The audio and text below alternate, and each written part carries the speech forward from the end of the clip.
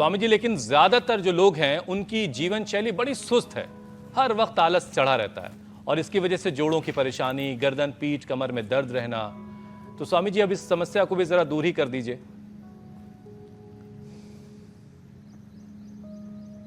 तो देखो, गर्दन अकड़ी हुई है, कमर अकड़ी हुई है, पूरा शरीर अकड़ा हुआ है, और इसमें तो फिर fibromyalgia, ankylosing spondylitis, cervical spondylitis, cervical ataxia, ऐसी गर्दन अटक जाती है, झटके से लगते हैं, शरीर के अंदर करंट से लगते हैं।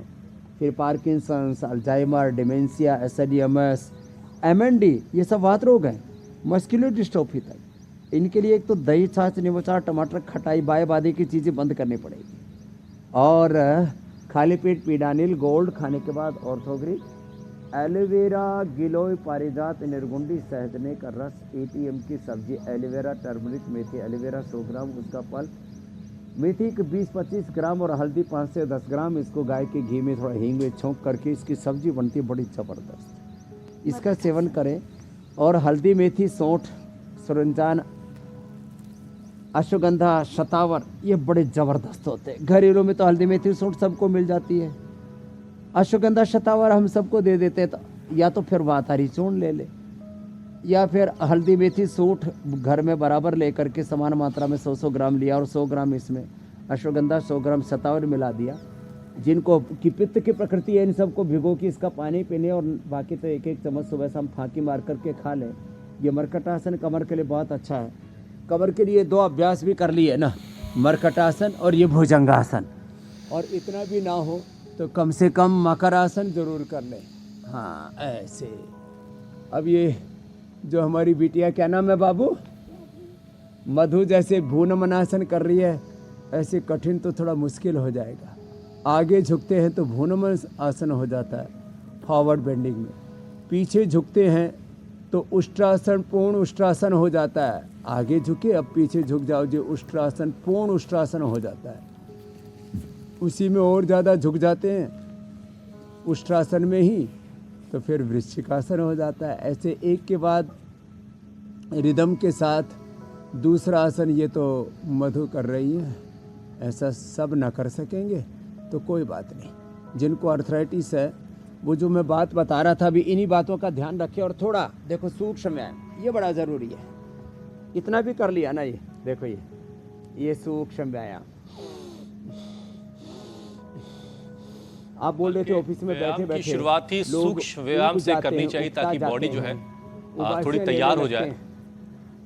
और लोग अक्सर स्वामी जी एक्सरसाइज और अभ्यास जब शुरू करते हैं, सूक्ष्म व्यायाम तो काफी जोश में, धूप में बैठना, काफी जोश में बहुत ज्यादा कर जाते हैं, लेकिन फिर थोड़ी देर में उनको पता चलता है कि उनकी बॉडी उनका साथ नहीं दे रही है, और हाँफने लगे, बिल्कुल ऐसा लग रहा होता है कि सांसें उखड़ रही हैं। लंग्स वार्म अप नहीं होने की वजह से क्रैम्प और आ जाते हैं। लंग्स जो है सांस साथ नहीं दे रहे हैं। तो स्वामी जी, प्राणायाम का सेशन तो बाद में करवाइएगा, लेकिन लंग्स को मजबूत करने के लिए और क्या किया जा सकता है, और कौन से अभ्यास कर सकते हैं?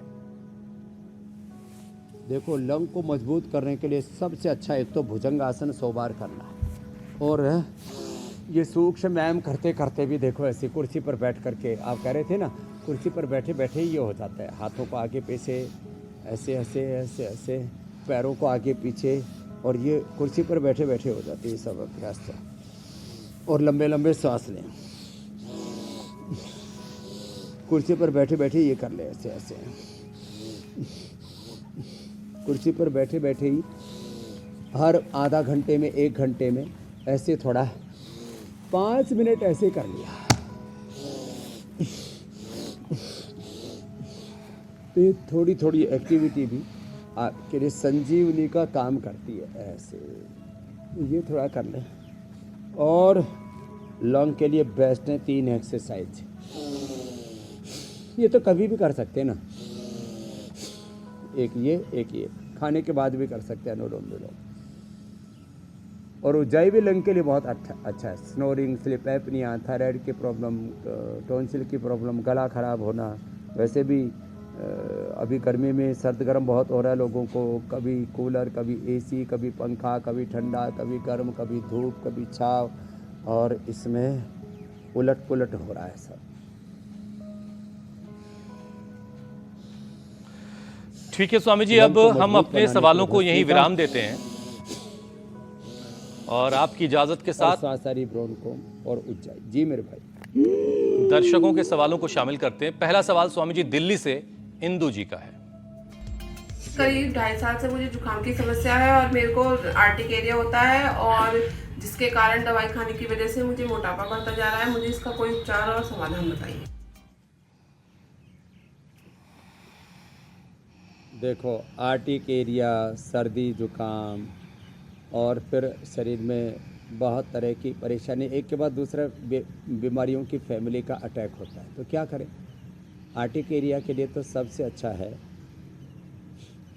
5 काली मिर्च, 2 चम्मच खांड, 2 चम्मच गाय का घी, खाली पेट लें आर्टिकेरिया। नहीं तो शीत पित्त भंजन रस 10 से 20 ग्राम, हरिद्राखंड 100 ग्राम, 2-2 ग्राम सुबह शाम ले लें, आर्टिकेरिया अच्छा हो जाता है। नारियल के तेल में कपूर मिला करके लगा लें। अणु तेल और स्वासारी ब्रोनकोम, खाली पेट ब्रोनकोम ले ले 2-2 और खाने के बाद स्वासारी बटिया स्वासारी गोल्ड ले लें। सर्दी जुकाम का परमानेंट इलाज है। प्राणायाम तो कर ही ले। अगला प्रश्न आप ले लीजिए।